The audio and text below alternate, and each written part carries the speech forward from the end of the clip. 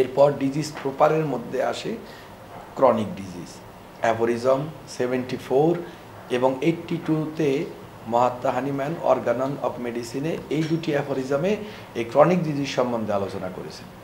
তো ক্রনিক ডিজিজের আমরা আসলে কি দেখতে পাবো, তিনি কি বৈশিষ্ট্য উল্লেখ করেছেন? ক্রনিক ডিজিজ হচ্ছে যার গ্র্যাজুয়াল অনসেট, ক্রমান্বয়ে দেখা যায় না, সমস্ত পটভূমির নেপথ্যে যার শুরু, খুব ধীর গতিতে, স্লো প্রোগ্রেস, এবং এই ক্ষেত্রে তার নিজস্ব বৈশিষ্ট্য দিয়ে জৈব সত্তাকে আক্রমণ করে এবং ক্রমান্বয়ে তার স্বাস্থ্য থেকে বিচ্যুত করতে থাকে। এটা কখনোই নিজের থেকে নির্মূল হয় না, নিজের থেকে চলে যায় না। এটি শুধুমাত্র ক্রমান্বয়ে স্বাস্থ্যকে বিনষ্ট করতেই থাকে, ভাইটালিটিতে বিশৃঙ্খলা সৃষ্টি করতেই থাকে, যে পর্যন্ত না তাকে সম্পূর্ণ ধ্বংস করতে পারে। অ্যাকিউট ডিজিজ এখানে খুব সাডেন প্রোগ্রেসিং, এখানে স্লো প্রোগ্রেসিং, ধীরে ধীরে আসবে। অ্যাকিউট ডিজিজ একাই চলে যেতে পারে, কিন্তু ক্রনিক ডিজিজ কখনোই একাই চলে যাবে না।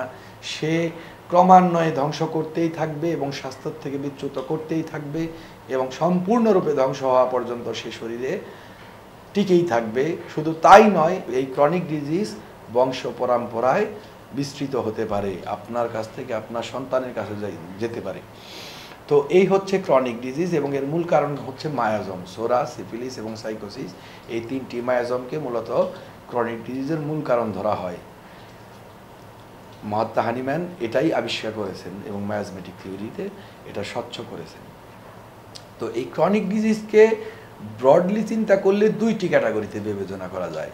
একটা হচ্ছে disease with fully developed symptoms, অর্থাৎ যে সমস্ত ক্রনিক ডিজিজ সম্পূর্ণ সিমটমস নিয়ে ডেভেলপ করেছে। আরেকটা হচ্ছে chronic disease with few developed symptoms. কারণ কথা হচ্ছে যে এই ক্যাটাগরি দুটো নিয়ে যদি কথা বলি, আমি প্রথমে disease with fully developed symptoms নিয়ে কথা বলছি, অর্থাৎ সম্পূর্ণ লক্ষণ বহিঃপ্রকারযুক্ত যে ক্রনিক ডিজিজ। এখানে বেশ যথেষ্ট সংখ্যক লক্ষণ থাকে রোগীর মধ্যে, প্রদর্শিত হয় এবং চিকিৎসক তা খোঁজেও পান। এগুলোকে আপনি এই ক্যাটাগরি বলতে পারেন। এই ক্যাটাগরির অসুখও দুইটি ভাগে ভাগ করা যায়, একটা হচ্ছে নন মায়াজমেটিক এবং একটি হচ্ছে মায়াজমেটিক। নন মায়াজমেটিক স্বাভাবিকভাবেই বুঝতেই পারা যাচ্ছে যে এখানে আসলে প্রচুর পরিমাণ লক্ষণ থাকা সত্ত্বেও ভিত্তিমূলে মায়াজম থাকে না। এটা খারাপ জায়গায় বসবাস, বহু সংখ্যক অ্যালোপ্যাথিক ওষুধ, পেশাগত জীবনের বিভিন্ন কারণ থেকে যেগুলো তৈরি হয়, এগুলোকে এই ক্যাটাগরিতে ফেলা যায়, কারণ এখানে প্রচুর পরিমাণ লক্ষণ থাকে। যেমন একজন ব্যক্তি হয়তো বা সিমেন্টের ফ্যাক্টরিতে চাকরি করেন, তাকে করতে হচ্ছে, কিংবা তুলোর ফ্যাক্টরিতে চাকরি করেন, এবার তার লাং এফেক্টেড হলো, তার অ্যাজমা হলো, কিংবা পালমোনারি ফাইব্রোসিস হলো। এখানে প্রচুর পরিমাণ লক্ষণ থাকবে ওই রোগীর মধ্যে, কিন্তু তার পেছনে মায়াজম থাকবে না। এই যে প্রচুর পরিমাণ লক্ষণযুক্ত যে সমস্ত রোগ দেখা দিচ্ছে, এগুলোকে নন মায়াজমেটিক ডিজিজ বলা হয়। তবে এটা ঠিক ক্রনিক ক্যাটাগরির রোগ নয়, এটাকে ঠিক প্রকৃত রোগও বলা যায় না। এই ক্ষেত্রে মনে রাখার বিষয় হচ্ছে যে রোগীকে এই বিষয়গুলোর থেকে দূরে থাকতে হবে। রোগীকে একমাত্র এর মাধ্যমে কিন্তু আরোগ্যের পথে নিয়ে নেওয়া সম্ভব। তবে এখানে সূক্ষ্মভাবে অন্তত পক্ষে ল্যাটেন্ট মায়াজম কাজ করতে পারে, সেই ক্ষেত্রে রোগীকে ওষুধও প্রয়োগ করতে হবে। আরেকটা হচ্ছে মায়াজমেটিক ক্রনিক ডিজিজেস। এগুলো হচ্ছে সত্যিকারের জেনুইন ডিজিজ, সত্যিকারের রোগ, যেখানে সারা জীবন তার রোগীর শরীরের মধ্যে থাকে, তার গভীর সত্তাতে তার শিকড়টি ছড়িয়ে পড়ে, তার নিজস্ব বৈশিষ্ট্য নিয়ে রোগীকে ধ্বংস করতে থাকে, জেনারেশন থেকে জেনারেশনে সেগুলো ট্রান্সফার হতে থাকে, বংশ পরম্পরায় প্রবাহিত হতে থাকে, এবং যাকে দূর করা সাংঘাতিক কঠিন। মূলত এর মূলে থাকে তিনটি মায়াজম: সোরা, সাইকোসিস এবং সিফিলিস। এই মায়াজমগুলোর ভিত্তিতেও আবার এই ফুললি ডেভেলপ মায়াজমেটিক ক্রনিক ডিজিজকে দুই ভাগে মোটামুটি ভাগ করা হয়। একটা হচ্ছে সিম্পল মায়াজমেটিক আর একটা হচ্ছে কমপ্লেক্স মায়াজমেটিক, যেখানে শুধুমাত্র একটি মায়াজম দ্বারা আক্রান্ত হয় রোগী এবং সে অনুযায়ী তার লক্ষণ প্রকাশ করে, কিংবা একাধিক মায়াজম থাকলেও তা মিশ্রিত হয় না, অনেক ক্ষেত্রে একটা ল্যাটেন্ট আর একটা প্রকাশিত থাকে, সেক্ষেত্রে হয়তো সিম্পল মায়াজমেটিক ডিজিজ বলা যেতে পারে। কিন্তু কমপ্লেক্স মায়াজমেটিক ডিজিজে অন্তত পক্ষে দুটো বা তিনটে মায়াজমের মিশ্রিত অবস্থা থাকে, অনেক সময় একাধিক মায়াজম একসাথে অ্যাক্টিভ অবস্থায় থাকে। আপনারা জানেন বর্তমান সময়ে এই অবস্থাটি সবচাইতে বেশি বিরাজ করছে। সমস্ত মায়াজমই এখন বর্তমানে কম বেশি সব মানুষের মধ্যেই দেখা যায়। এই হচ্ছে বর্তমানে ফুলি ডেভেলপড মায়াজমেটিক ক্রনিক ডিজিজের শ্রেণী বিভাগ। এছাড়া আরেকটা যে ক্যাটাগরি আছে তা হচ্ছে chronic disease with few develop symptoms. আর এই ক্ষেত্রে প্রথমেই নাম করতে হয় ওয়ান সাইডেড ডিজিজের কথা। ওয়ান সাইডেড ডিজিজ হচ্ছে সেই রোগগুলো যেখানে আসলে খুবই অল্প সংখ্যক লক্ষণ থাকে, একটি বা দুটি লক্ষণ খুব তীব্রভাবে থাকে, আরগুলো সব প্রচ্ছন্ন থাকে, এবং সেই একটি বা দুটি লক্ষণের উপরে ভিত্তি করে রোগীকে আরোগ্য করাটা বেশ মুশকিল। তার উপর ডিজিজের পরিচ্ছন্নভাবে নির্দেশক ওষুধটি পাওয়া যায় না। এগুলোকে আবার মানসিক লক্ষণযুক্ত ডিজিজ হিসেবে, ফিজিক্যাল লক্ষণযুক্ত ডিজিজ হিসেবে ডিভিশন করা হয়েছে এই ওয়ান সাইডেড ডিজিজকে। যেখানে শুধুমাত্র মানসিক লক্ষণ থাকে, শারীরিক লক্ষণ থাকে না, সেগুলো হচ্ছে ওয়ান সাইডেড মেন্টাল সিমটমস, এবং যেখানে শুধুমাত্র শরীরের লক্ষণ থাকে সেগুলো one sided disease with physical symptoms. এছাড়া ওয়ান সাইডেড ডিজিজের মূল বৈশিষ্ট্য বা মূল ভিত্তির ব্যাপারে দুইটি ভাগে ভাগ করা হয়। একটি হচ্ছে ফলস ওয়ান সাইডেড ডিজিজ, সেখানে আসলে এটা ওয়ান সাইডেড ডিজিজ নয়, চিকিৎসকের বোঝার ব্যর্থতার দরুন, অনুধাবন ক্ষমতার ব্যর্থতার দরুন তাকে ওয়ান সাইডেড ডিজিজ মনে করেন, তিনি আসলে প্রপার কেস টেকিংটি করতে পারেননি। আরেকটা হচ্ছে প্রপার ওয়ান সাইডেড ডিজিজ, এগুলো হচ্ছে প্রকৃত ওয়ান সাইডেড ডিজিজ, যেগুলোতে আসলে কোনো লক্ষণ নেই, হয়তো একটা আচিল, হয়তো একটা টিউমার, হয়তো নাকি একটা পলিপ, কিন্তু তার কোনো সিমটমস নেই। এগুলো হচ্ছে ওয়ান সাইডেড ডিজিজ প্রপার। শরীরের ফিজিক্যাল যে ওয়ান সাইডেড ডিজিজ আছে এগুলোকে লোকাল ম্যালেডিস বলা হয়, এবং মেন্টাল যে ওয়ান সাইডেড ডিজিজগুলো আছে তাকে হয়তো বা অ্যাকিউট ম্যানিয়া বা এই ধরনের কিছু একটা বলা হয়, যেখানে খুব বেশি লক্ষণকে সুনির্দিষ্ট করা যায় না।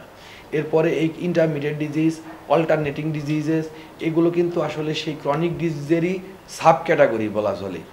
এই ইন্টারমিডিয়েট ডিজিজে কি হয়, একটা নির্দিষ্ট সময় রোগটা দেখা দেয় এবং তারপরে একটা নির্দিষ্ট সময় আবার থাকে না, আবার একটা নির্দিষ্ট সময় আমরা জানি প্রতি বছর হেই ফিভার দেখা দিত আগে, এখনও প্রতি বছর একটা নির্দিষ্ট সিজনে হয়তো কারোর বাতের ব্যথা রাইজ করে, কারোর আছে অ্যাজমা রাইজ করে শীতের দিনে। এইগুলো সবই ইন্টারমিডিয়েট ক্যারেক্টারের ক্রনিক ডিজিজেস।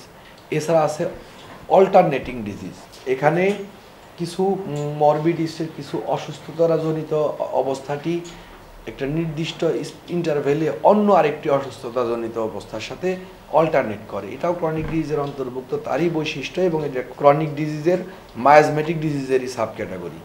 এরপর আসে আর্টিফিশিয়াল ক্রনিক ডিজিজ বা ফলস ক্রনিক ডিজিজ বলা হয়, বা অ্যাট্রোজেনিক ডিজিজ বলা হয়, যেখানে দীর্ঘদিন অ্যালোপ্যাথিক ওষুধ বা বিভিন্ন ধরনের অন্যান্য ক্যাটাগরির ওষুধগুলো ওভারডোজিংয়ের ফলে জীবনী শক্তি দুর্বল হয়, এবং তার ফলে জীবনী শক্তির বিভিন্ন ধরনের বিশৃঙ্খলাজনিত লক্ষণগুলো শরীরে দেখা দিতে থাকে এবং রোগীকে সম্পূর্ণ ধ্বংসও করে ফেলতে পারে।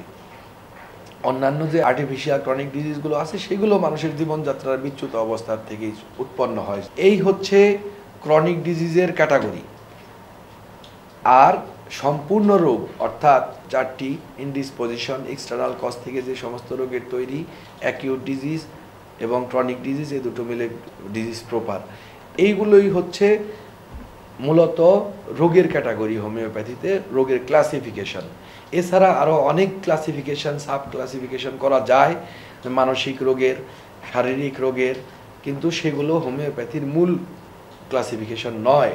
শিক্ষার্থীগণ, আপনারা এই ক্লাসিফিকেশনগুলো মনে রাখলে বাদ বাকিগুলো আস্তে আস্তে এমনিতেই আপনারা বুঝতে পারবেন কীরকম রোগী, কী ভাগের রোগী, কী ধরনের রোগী আমাদের সামনে উঠে আসে।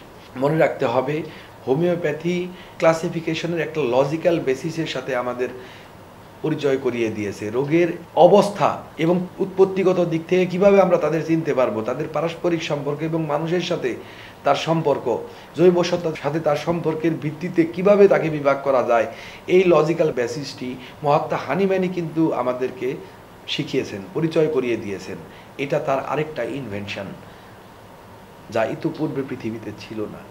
মহাত্মা হানিম্যান শুধু তাই করেননি, এই প্রত্যেকটি ট্রিটমেন্ট কিভাবে করা যায়, ওয়ান সাইডেড ডিজিজ নিয়ে তিনি আলাদাভাবে আলোচনা করেছেন, আর্টিফিশিয়াল ক্রনিক ডিজিজ নিয়ে আলাদাভাবে আলোচনা করেছেন, ক্রনিক ডিজিজ নিয়ে আলাদা বই তিনি রচনা করেছেন। কাজেই এই ক্লাসিফিকেশনটাকে হানিম্যান নিজেই চিহ্নিত করেছেন, আমাদেরও চিনতে হবে তার সেই ট্রিটমেন্টগুলোর ব্যাপারে যথাযথ অ্যাপ্রোচ গ্রহণ করার জন্য, সেই রোগগুলোর ব্যাপারে, সেই অবস্থাগুলোর ব্যাপারে ইফেক্টিভ ট্রিটমেন্ট দেওয়ার জন্য শিক্ষার্থীগণ আপনারা ভবিষ্যতে এই হোমিওপ্যাথির কাণ্ডারি হতে চলেছেন। কাজেই আপনাদেরকে জানতে হবে এই রোগগুলো কিভাবে ট্রিটমেন্ট করতে হবে। আপনি যদি একটা ফলস ক্রনিক ডিজিজকে ইনডিসপোজিশনকে একটা ক্রনিক মায়াজমেটিক ডিজিজের ক্যাটাগরিতে ট্রিটমেন্ট করতে যান, সেখানে ফেইলিউর হবে। আপনি যদি একটা ক্রনিক ডিজিজকে ইনডিসপোজিশনের ভিত্তিতে ট্রিটমেন্ট করতে যান, তাহলে সেখানে ভরাডুবি হবে। কাজেই আপনাকে চিনতে হবে, জানতে হবে, প্রত্যেকটা বৈশিষ্ট্যকে মনে রাখতে হবে। আমি যে আলোচনাটি এতক্ষণ করলাম, আমার বিশ্বাস আপনি এই ক্যাটাগরিগুলো সম্বন্ধে এখন একটা ধারণা পেয়েছেন। প্রয়োজন হলে ভিডিওটি আবার দেখুন, এটা অত্যন্ত গুরুত্বপূর্ণ একটি ভিডিও এবং পরীক্ষার হলেও আপনাকে এই বিষয়ে লিখতে হবে। একবার যদি আপনি উপলব্ধি করতে পারেন, তাহলে কিন্তু আপনি স্বতঃস্ফূর্তভাবে সেগুলো লিখতে পারবেন। আমাদের এই ভিডিও ডেসক্রিপশন বক্সে বা ফার্স্ট কমেন্ট বক্সে প্রশ্নগুলো থাকবে। আমি অনুরোধ করব আপনারা এই প্রশ্নগুলোর উত্তর দেবেন, যেন আপনি বুঝতে পারেন আপনি কতটুকু বুঝতে পেরেছেন ক্লাসিফিকেশনটি, এই রোগের বৈশিষ্ট্যগুলো এবং কেন তা প্রয়োজন, এই বিষয়গুলো কতটা বুঝতে পেরেছেন আপনিও বুঝুন এবং আমরাও যেন বুঝতে পারি, যেন কোনো ব্যাপারে ঘাটতি থাকলে আমরা সে ব্যাপারটিতে আপনাদের সহযোগিতা করতে পারি। সেই সাথে আমরা প্রত্যাশা করব আপনাদের জিজ্ঞাসা এবং আপনাদের মতামত ও পরামর্শ। তো সবাই ভালো থাকবেন। পরবর্তী ভিডিওতে আবার দেখা হবে আপনাদের সাথে এবং আপনাদের সমৃদ্ধি, সুস্বাস্থ্য এবং মঙ্গল কামনা করে আমি আমার কথা এখানেই শেষ করছি। আমাদের সাথে থাকার জন্য আপনাদের সবাইকে ধন্যবাদ।